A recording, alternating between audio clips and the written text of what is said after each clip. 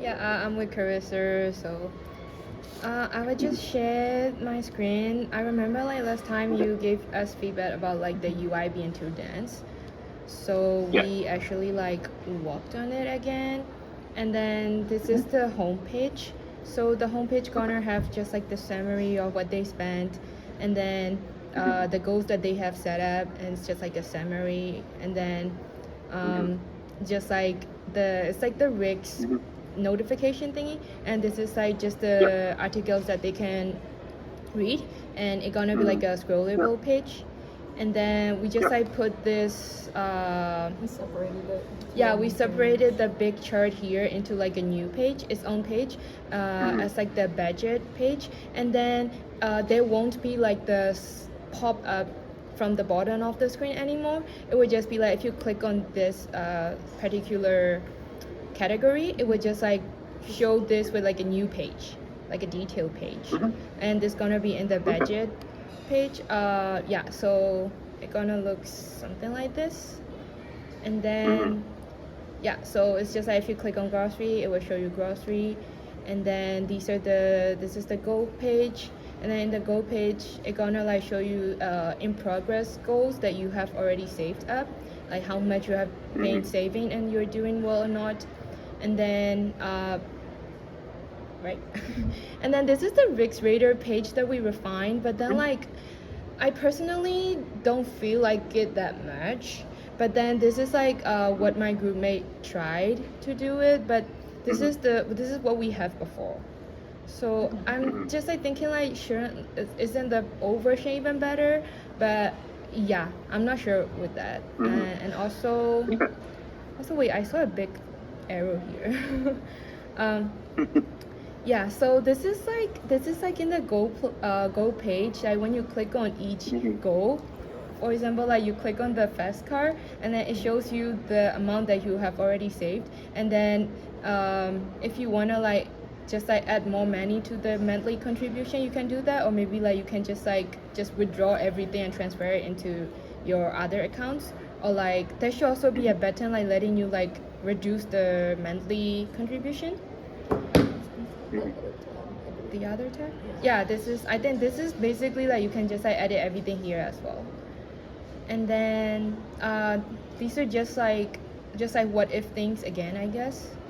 Just like showing you in case that you wanted to change the plan and you wanted to change your monthly contribution, and then like you wanted to change the length. Like this is just like letting them know again stuff. So all of these are related to the goal that you have already set, and if you want to check about it. And then there's like this entire session is about goal, like setting a new goal. So let me go through it again. So it starts from here.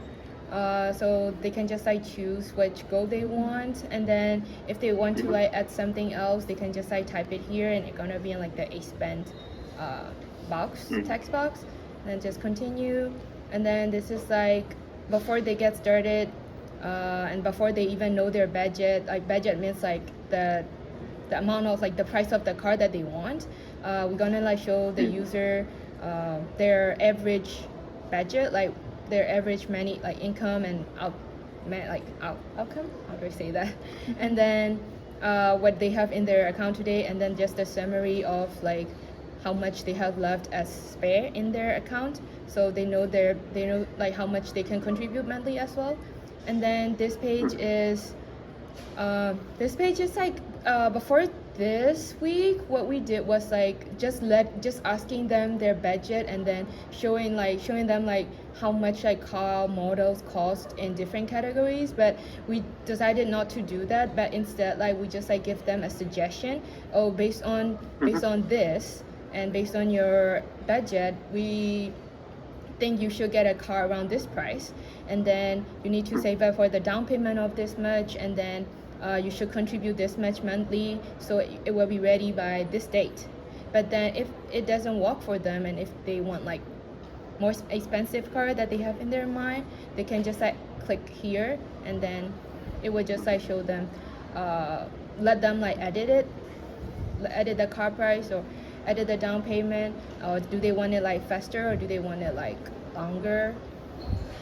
Yeah, and then yeah, so and if they like continue, it's just like the summary page again with their customized plan. And if they want to use this plan, it's confirmed. And then after this stage, it will show them the other additional costs. So we decided to just like keep the boxes layout again because we tried the lids layout, but then it was even more like dense. So we just decided to like make these boxes bigger, but like edit the icons to make it like a little bit more catchy. And then it's gonna be like a scrollable thing. And then in the end, it's gonna like give you a range that you should expect for the additional costs once you get a car. And then if you want like a personalized, like very specific range for you, you can also do that.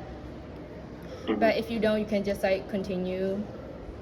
And then in this after that stage, we're gonna like introduce them to like do the monthly contribution, monthly saving. So it's just like a little intro for that. And then after they do that, they can now like choose which plan they want to do, like how much they want to contribute for the monthly contribution, like monthly payment into their car funding account. So this is what it's doing, and this is just like the caster amount if they want to do, and if they don't want the plans that's suggested. And then so this is like the page that they're gonna set up their monthly payment. And then after that, they also oh my god, we also gonna tell them like what if scenarios, right? So if you lost the job, just pause the saving and then transfer what you have saved into the emergency fund, or even like look into like the EL support by Service Canada, or like to get a job. And then if your income decrease, just like lower the monthly contribution. The same if you're rent app as well. And then this is just a summary. Okay, now everything is like ready to go. And then yeah, your contribution gonna start this date, and then the money will be from this account, and then just start the contribution. So yes, that's basically all about the new goal setting page. Okay. All right. So I do think this is an improvement over what we saw last week. The workflows themselves are more clear than they were. And as you say, the information density is better. And as a result, I can actually sort of pay attention to what I'm looking at and see the relationship between the things. Whereas before it was like the visual hierarchy was not really there, and I didn't know what was most important or what was related to what. So that is an improvement. The thing that I think can be still worked on a little bit is a little bit of this flow that you're going through here. One thing that I would suggest is in that sort of like detailing of additional cost estimates, consider a version of this scenario where when it is showing the additional costs that I should expect to face every month, if that $650 to $980 a month is more than the amount I typically have left over each month right now, right? That means that when I have a car, it's actually going to be more money than I'm taking in terms of my current savings, the way I do it, right? The reason why I would suggest that scenario is because that then leads you into what would be the workflow for how the system helps recommend what you can do to cut costs so that you can absorb this increase, right? So it gets at the idea that what this is trying to do is it's trying to aid people in their financial decision making. And not only is it helping them set a goal, but it's helping them get ready for what the responsibility of that goal entails. The other thing that can be useful is right now the projected sort of like increased costs in terms of like that $390 to $540 a month. The savings choices that you have afterwards are like $200 a month. And so consider that in your sort of like list of sort of like different monthly savings contributions that you're sort of allowing them to sort of select. Have one that is specifically the amount of money that they would expect to be spending based on because they've bought a car. With the idea being like, if you can afford to spend $500 a month into your monthly saving, then when you have the car, you're already used to not having that $500 each month, right? And it's not going to go to saving anymore. It's going to go to, paying for the car costs. But it's still showing that you have the financial capability to eat that cost every month. And so it's about sort of like, and it gets you to your goal faster because you're saving more than what you have here. So think about how that part of the scenario might change how a person makes these sorts of choices. Because what I like about this, and why I suggest a little bit of this, is like you're using the scenario of a car right now. The other thing to consider is if you were doing this workflow for something like a house, technically whoever is trying to decide whether they want to get a mortgage, they're probably paying rent, right? And so that changes the scenario a little bit, because not only are they getting the information about what they need to save up for the down payment for the house, as well as what new costs might be present as a result of owning a house or owning an apartment. They might also have some details for what money what cost gets dropped off, where if the mortgage payment is replacing rent payments, so then you could have a visualization that says this is your new cost, but what is it in relation to the rent? And so what's happening there is it's helping someone answer a different question. So if I have a goal of owning it and I'm a young person and I don't feel like I can actually afford one, or I don't feel like I ever will be able to afford one, one of the questions in trying to achieve that goal is this actually viable, right? Can I actually buy a home? Can I save up to buy a home? Is it a good idea? And so consider how this goal setting thing is helping them to find a proper answer to that question. So as you're doing it, is getting pretty close. It's better than where it was for sure, but just consider those aspects of the user goals and how that scenario develops.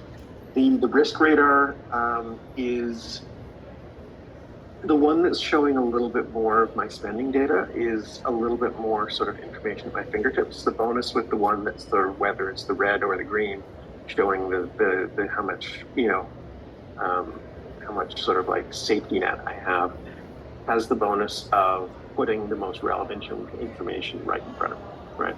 So if I'm looking at that income versus spending graph, that's giving me a feel for trends, right? And whether there's an imbalance. But it's not telling me, the savings runway down below is the sort of is the more relevant information about how much do I have to care about this pattern, as an example. And so I can't tell you which absolutely should be on the top, whether it should be red, whether it should be green. The red is something that I would do as a status thing, where like if my savings runway is dangerous, where the app doesn't think I have enough of a safety net, then they might color it red to demonstrate to me that this is something that's in trouble and I need to address it. But if it's safe, if it's normal, then I would expect it to be green. And so it's not a matter of whether red or green is better, it's about when would red be appropriate, and just consider how that might go through and how that works. So yeah, that's the main things that came up for me as I was seeing it. I would say in terms of when you communicate this to the sort of the class and with the guest panel in there, Yes. the workflow for the setting up the goals and the risk radar is the things that I would try and make sure show really well and are really well communicated, because those are the things that are a bit more unique to your solution. Okay. Whereas the budget UI and the dashboard look very similar to a lot of other budget and financial planning apps, right? So like your UI for the budget looks a lot like Monarch's, whereas your goals section is something that people are not necessarily going to have had as much experience with when looking at other financial apps. And so one of the questions that the guest panelists will often throw in people's faces is, why would I need this when X exists, right? And so this area of your app is going to answer that question more easily. So I would make sure that it shows well. Yeah. So just for the summary, so like having like $650 and $980 a month here, it's kind of like making them kind of like scared that it's not like covering my monthly spare, like average budgets. But then like we also have like the personalized additional like page if they want to do. So maybe we also had the idea to like just like completely remove this page, and then just like give them Yeah. like the personal like page directly, so like they don't bother Yeah. like seeing this again. So maybe that might be even like better idea, I would say. Yeah, but what I would do is sort of like you would start with that list view, and then on each one of those registration, insurance, and whatnot, have just a little question mark. And I click that question mark, and then it takes me to more detailed information about what that looks Okay. like, I see. and why. Yeah, we Yeah. also had that kind of sketch before, but yeah, we just chose to do this, so maybe it's okay. We'll just like go back to there.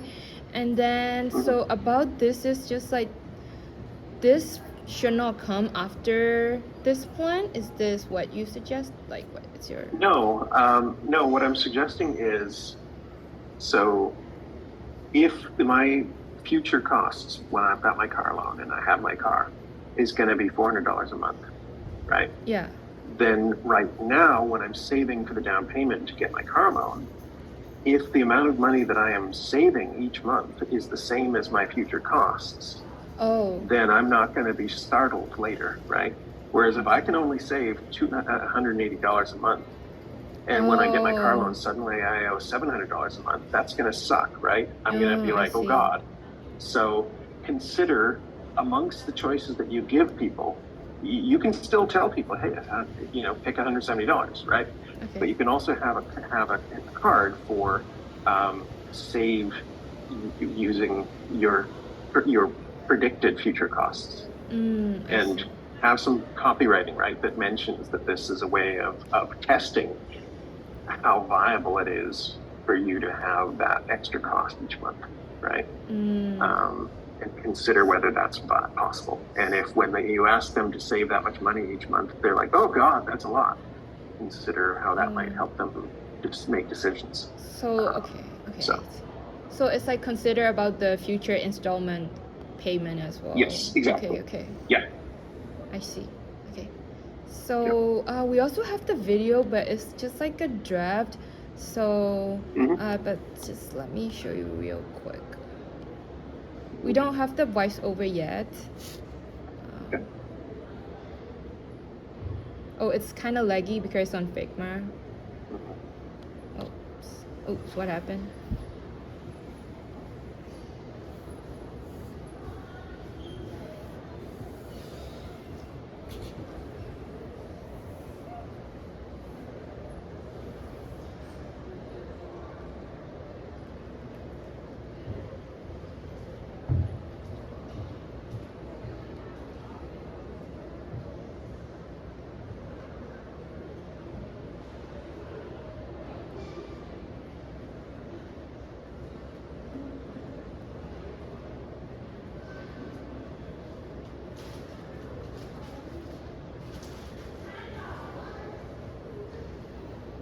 Oh, we just used the previous design, the Yeah. previous prototype, because we are not confirmed with the new UI yet. So. Yeah. Yeah. Yeah, so we added like One this little main- box. Yeah. Yeah. Yeah. So a lot of these graphics where you're sort of like going through the actual like demonstration of how the app works, I think are more effective than the filmed portions of the video. Be careful that the acting of your actor can be a distraction in and of itself. And so we don't necessarily want sort of like it felt a little bit overacted, but of course I can't hear voiceover right now. I can't necessarily see what's being done. And so it's just a thing to keep an eye on and consider. The big thing is in that early going, when you're sort of setting the initial stage, setting the initial story, it's like lead us into this idea of like what is the core thing that InScope is trying to do. I like the idea of if you're using the name InScope and it's from Coast Capital Savings, that the idea is that you're trying to sort of like it's helping people understand what future spending goals and purchases are in scope for their financial situation, their lifestyle. In that context, like if you lead from there straight into just like a budgeting dashboard, that's again going to be difficult for people to see, okay, how does this relate? So if you do bring in that budgeting dashboard, move through it fairly quickly and point and just highlight sort of like, it starts with a picture of your spending habits and what's coming in and out of your bank account.